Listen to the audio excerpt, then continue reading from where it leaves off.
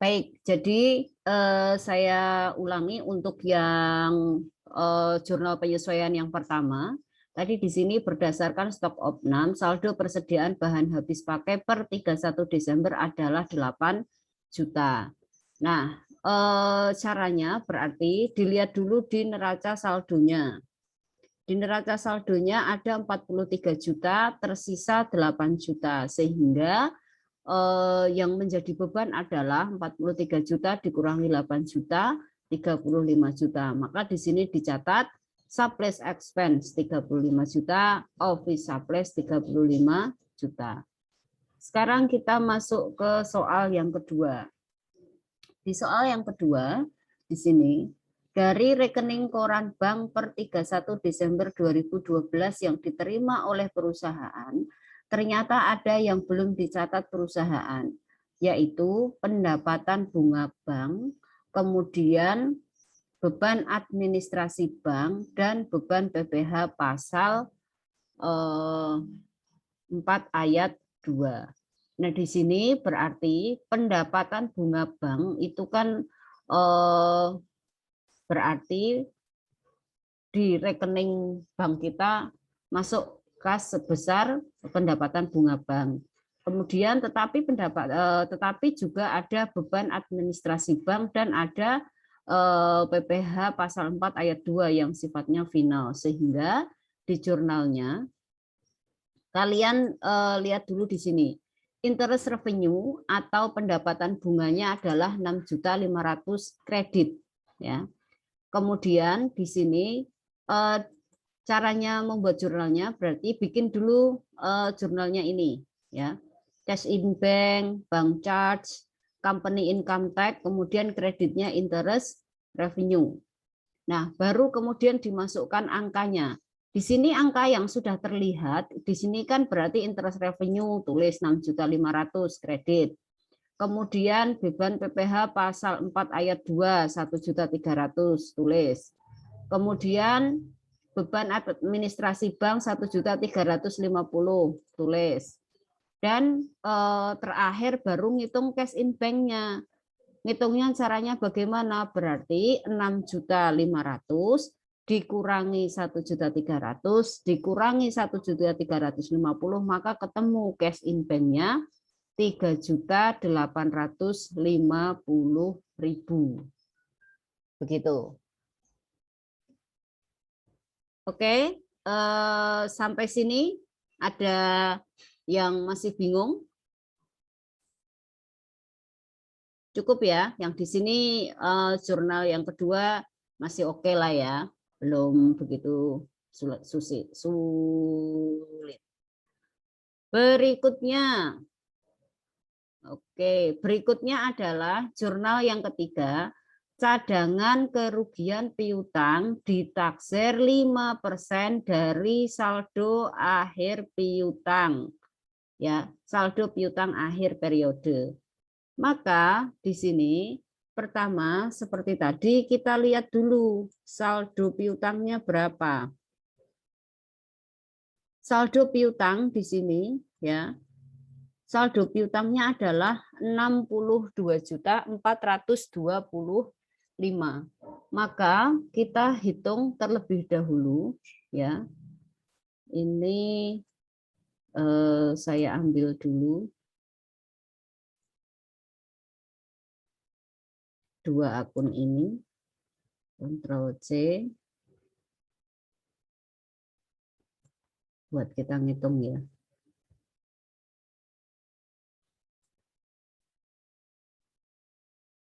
Ini kita paste value terlebih dahulu. Oke, di sini account receivable-nya ada 62 juta, kemudian allowance for full debt-nya ini.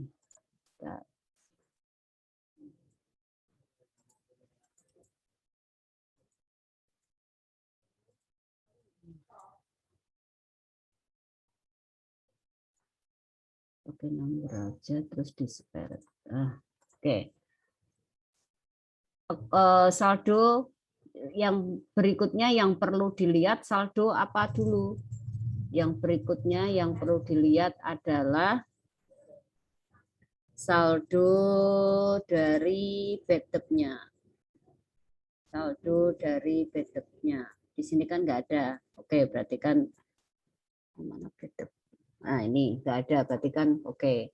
Yang kita lihat tadi berarti saldo ini. Terus kemudian di sini cadangan kerugian piutangnya ditaksir 5% dari saldo akhir piutang. Maka di sini kita hitung dulu.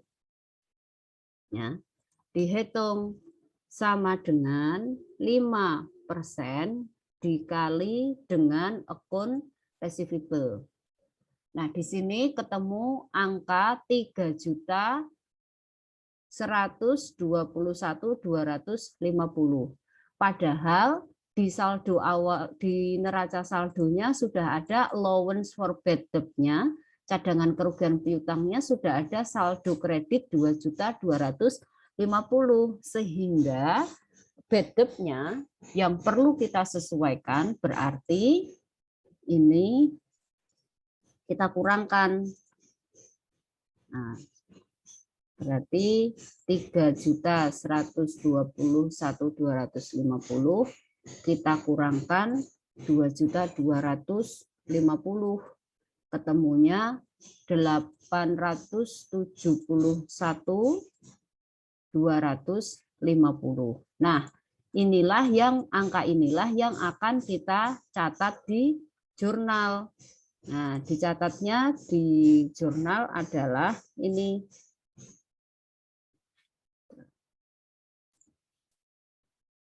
Dicatatnya di jurnal adalah ini.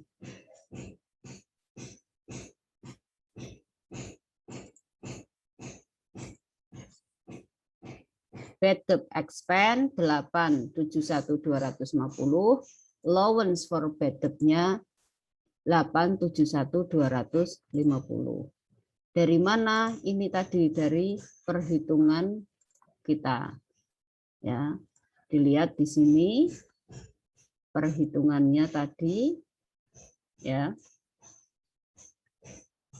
Perhitungannya ini 871.250, 871.250.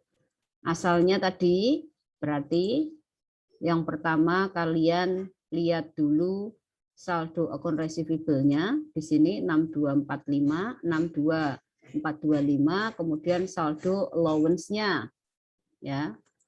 Saldo allowance-nya 2.250. Kemudian di sini kita hitung nilai CKP-nya, ya. CKP, cadangan kerugian piutangnya 5%, ya. Kemudian di sini saldo CKP-nya itu 2.250, sehingga yang dicatat di jurnal adalah 871.250 ini. 871.250. Oke, sampai di sini ada yang mau ditanyakan? Bingung, mubeng, apa bagaimana? Silakan komen dulu. Rizky Arumsari, paham nggak dengan yang barusan? Oke, baik.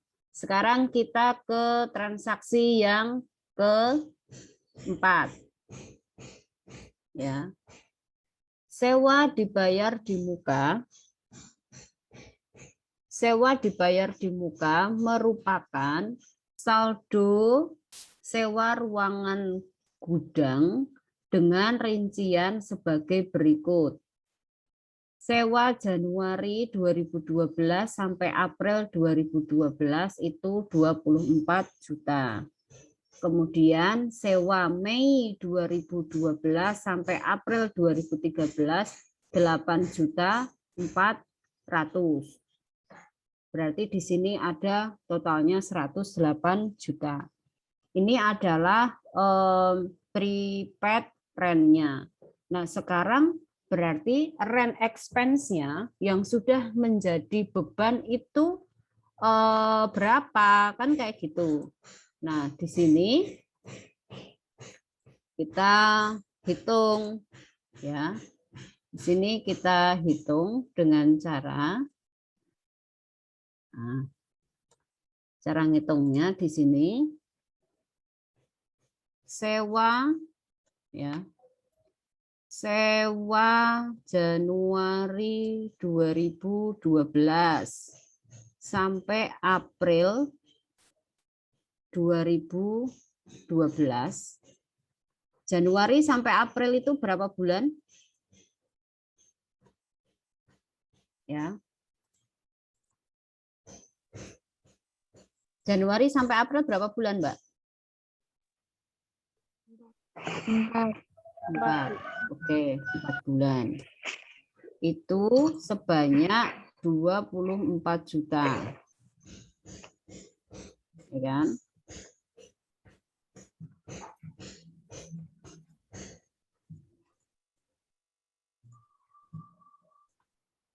Kan 24 juta. Terus kemudian berikutnya ada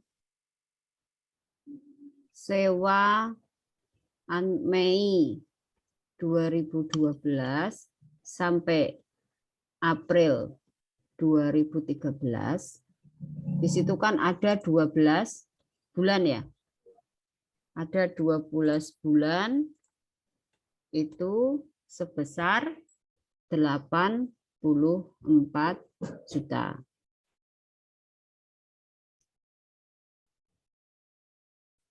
Nah, yang di sini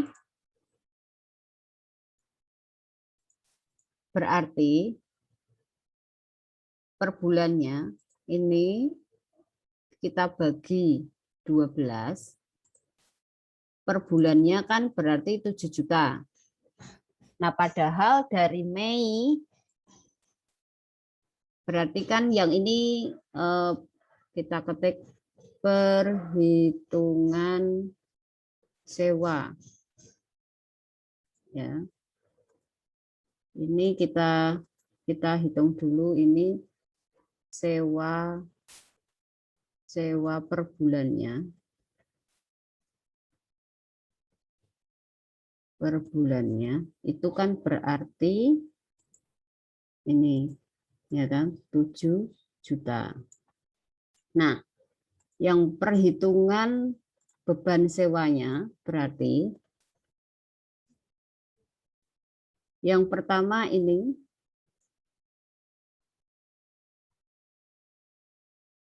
kemudian yang berikutnya sewa dari Mei 2012 sampai Desember 2012 itu berapa bulan? Mei sampai Desember berapa bulan? Halo, coba dihitung. Mei, Juni, Juli. 8 bulan. Nah, dengan sewa per bulannya di sini 7 juta, berarti kan sewa Desember sampai Mei-nya itu dihitungnya kan berarti sama dengan 7, ya kan? Dikali 7 juta dikali 8 bulan. Ketemunya 56 juta. Sehingga beban sewa tahun 2012 beban sewanya berarti 80 juta. Oke, saya ulangi. Di sini kan keterangannya sewa Januari sampai April 24 juta. Sewa Mei 2012 sampai April 2013 84 juta, totalnya 108 juta. Nah, kita rinci di sini. Ya kan? Kita pindahkan ke sini. Nah, khusus yang ini, yang Mei sampai dengan April, ini kita buat per bulan. Ya. Sewa per bulan untuk Mei, SD, April. ya kan? Mulai dari Mei 2012 sampai April 2013 kan per bulannya 7 juta. Nah, kita akan menghitung beban sewa 31 Desember 2012. Jadi ngitungnya 4 bulan pertama berarti yang berasal dari sini. Ya kan? Yang 8 bulan Mei sampai Desember berarti diambilnya dari ini dikalikan 8. Hasilnya 56 sehingga di total ya, di total beban sewanya jadi 80 juta. Begono. Nih saya jadi ini beban sewanya jadi 80 juta. Nah, kalau sudah ketemu angka ini baru kita menuju ke kan harus dihitung dulu kan. Berarti baru setelah itu kita menuju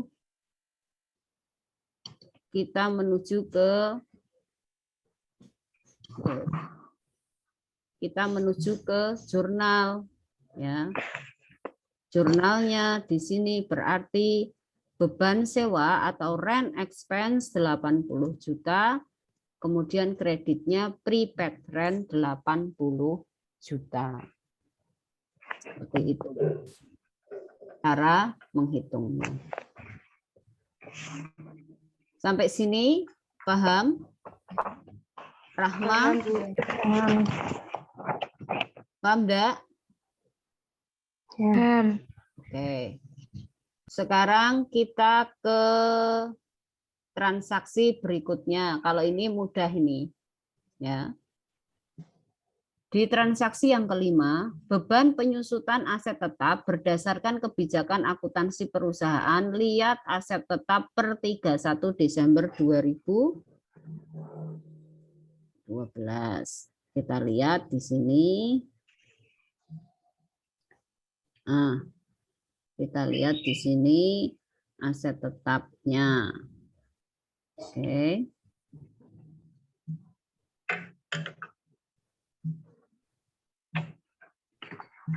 Saldo awal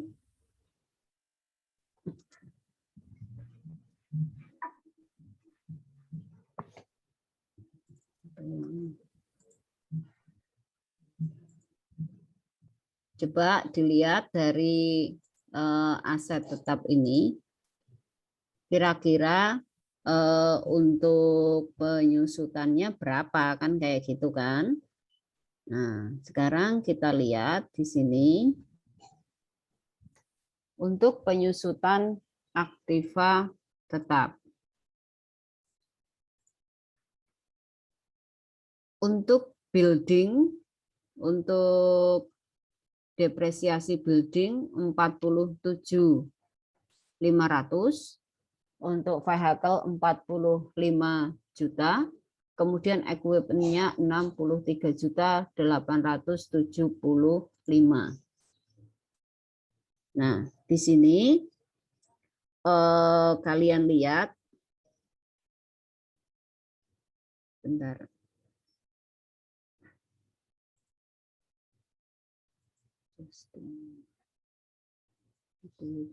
Enam tiga delapan tujuh lima 47.500.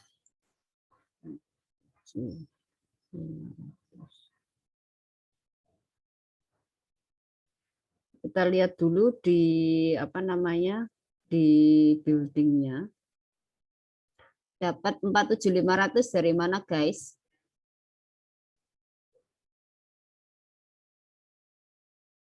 Halo. Oh ini pakai aktiva tetapnya bukan ini.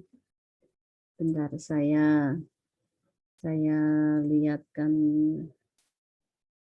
aktiva tetapnya.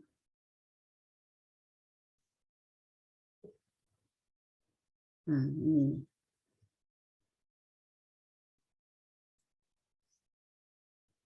Untuk equipment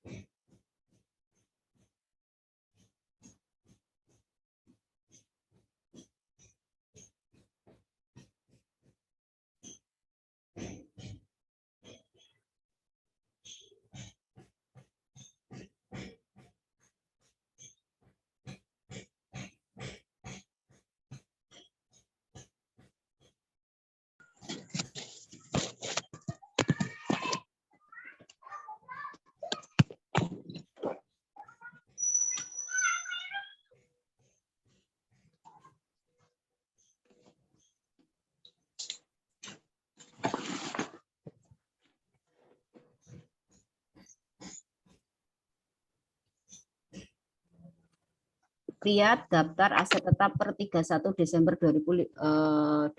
Jadi kita lihat di building, vehicle sama equipment-nya ya, didepresiasi. Oke, berikutnya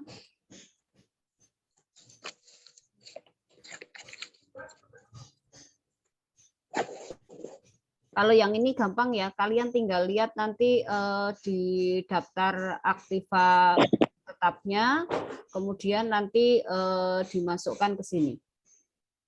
Ini untuk apa namanya equipment-nya. Kalian lihat daftar di ini kan saldo untuk apa namanya akumulasi depresiasi. Harusnya di sini itu ada nilai buku 2020-12. Coba nanti saya cek lagi ya. Kemudian yang berikutnya, beban air telepon Desember dibayar bulan Januari adalah 900. Kalau ini tidak usah melihat kemana-mana, langsung water and telephone expense 900, kemudian water and telephone payable 900. Berikutnya, beban telepon dan air, ya, beban telepon dan air untuk apa namanya?